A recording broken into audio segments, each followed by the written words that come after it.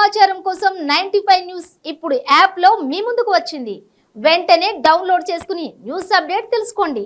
ప్రతి క్షణం ప్రజాక్షేమం కోసం.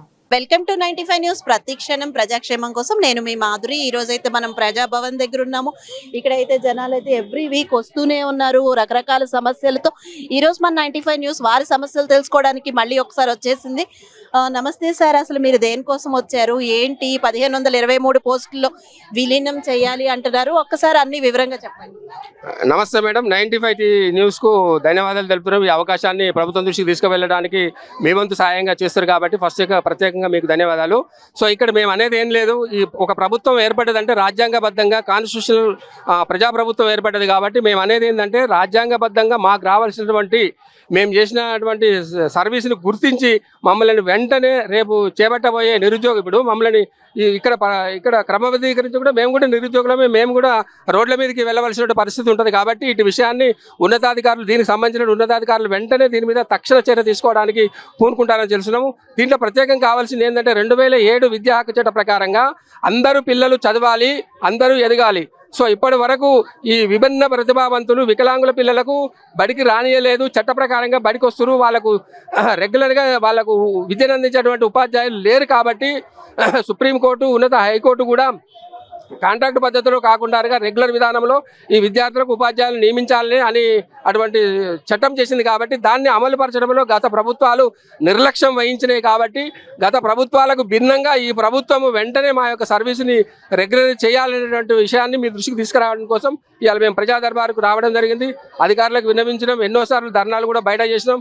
గత ప్రభుత్వం పెట్టింది కాబట్టి ఈ ప్రభుత్వం మీద పూర్తి నమ్మకంతో మేము ఈరోజు వచ్చినాం కాబట్టి ఇటు విషయాన్ని 95 న్యూస్ ద్వారా మీకు మేము విన్నవించుకుంటున్నాం సార్. ఇటు విషయాన్ని మీరు తప్పకుండా పరిశీలిస్తారని పూర్తి విశ్వాసంతో ఉన్నాం. ధన్యవాదాలు.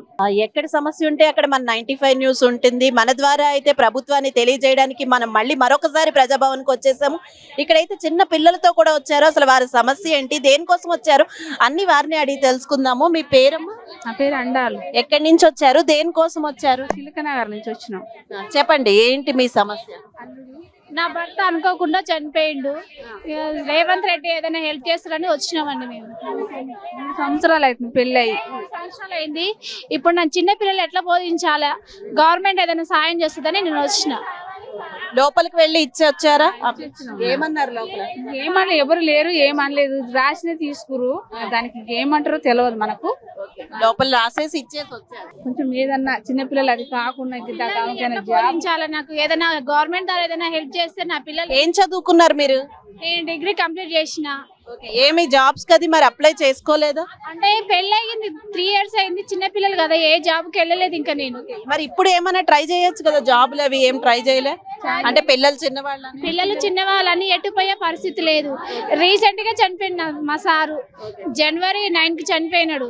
ఇట్లా వస్తే ఏమైనా హెల్ప్ చేస్తారని వచ్చినాం ఇక్కడికి. అయితే మనం చూడొచ్చు ప్రభుత్వం అంటే రేవంత్ అన్న మాకేమైనా సహాయం చేస్తారు అని ఎన్నో ఆశలతో చాలా మంది వస్తున్నారు. రకరకాల సమస్యలతో మాకు చిన్న పిల్లలు ఉన్నారు, వారి పోషణ కష్టమైపోయింది అని ఇక్కడ ఆడవాళ్ళు అంటున్నారు. మరికొంతమందిని కనుక్కుందాము, మనం వాళ్ళ సమస్యలు ఏంటో మనం డైరెక్ట్ గా తెలుసుకుందాం. సో ఇక్కడైతే చాలా మంది ఆడవాళ్ళు ఉన్నారు, వాళ్ళ సమస్య ఏంటి, ఇంతమంది ఒకేసారి ఇక్కడికి రావడానికి కారణం ఏంటి, అన్ని వాళ్ళని అడిగి తెలుసుకుందాము. అమ్మ చెప్పండి, ఎక్కడి నుంచి వచ్చారు, మీ పేరు అన్ని? నా పేరు చంద్రకళ, నామాల చంద్రకళ గౌడ ఉన్నా. నాకు ఇల్లు లేదు, ముంగి లేదు, పింఛన్ లేదు, జీడిమెట్లే షాపూర్కి వెళ్ళి వచ్చినామమ్మా. నాకు వెనక ఆదేరు లేదు, ముంగడ ఆదేరు లేదు, ముసలైనా బాగాలేడు, నర్సు కూర్చొని. దేనికోసం వచ్చారు? నాకు ఇల్లు కావాలి, పింఛన్ కావాలమ్మా. నాకు వెనక ఆదేరు ఏం లేదు. మేము జిడిమెట్ల షాపు నుంచి వచ్చాము. మేము అందరూ కూడా అక్కడి నుంచి వచ్చాము. 2016లో అప్లై చేసామమ్మా. అప్పటి నుంచి ఇప్పటికి కూడా ఇల్లు లేదు, ఏమీ లేదు. కలెక్టర్ ఆఫీస్ చుట్టూ తిరిగాం ఉంది అంటారు. ఎందుకు ఇదివరకు అంటే బీఆర్ఎస్ ప్రభుత్వంలో ఇల్లులు ఇచ్చారు, అప్పుడేం అప్లై చేసుకోలేదు? అప్పుడు అప్లై చేసాము కానీ రాలేదు, ఉందంటున్నారు, రావట్లేదు. కలెక్టర్ ఆఫీస్ లో కూడా పేరు ఉందన్నారు, రావట్లేదు. డబుల్ బెడ్రూమ్ కి అయితే అప్లై చేసాము. 2016లోనే అప్లై చేసాము కానీ ఉందన్నారు కానీ రావట్లేదు, పేరు అయితే ఉంది. ఇప్పుడు లోపలికి వెళ్ళి మాట్లాడారా? ఏమి మాట్లాడలేదండి, పామేమన్నారు అంతే, చేసి వచ్చారా? ఏం మాట్లాడలేదు. మీకు ఇప్పుడైతే ఆశ ఉందా ఈ ప్రభుత్వంలో వస్తుందని? ఆశ అయితే ఉందండి, ఆశ ఉంది కాబట్టి మేము రేవంత్ రెడ్డి గారిని గెలిపించుకున్నాము. మేము పోరాడాము కూడా, రేవంత్ రెడ్డి గారి కోసం కూడా మేము పోరాడాము. మాకు న్యాయం జరగాలి, ఇల్లు కోసం అయితే న్యాయం కావాలండి. మాకు ఇల్లు లేదు.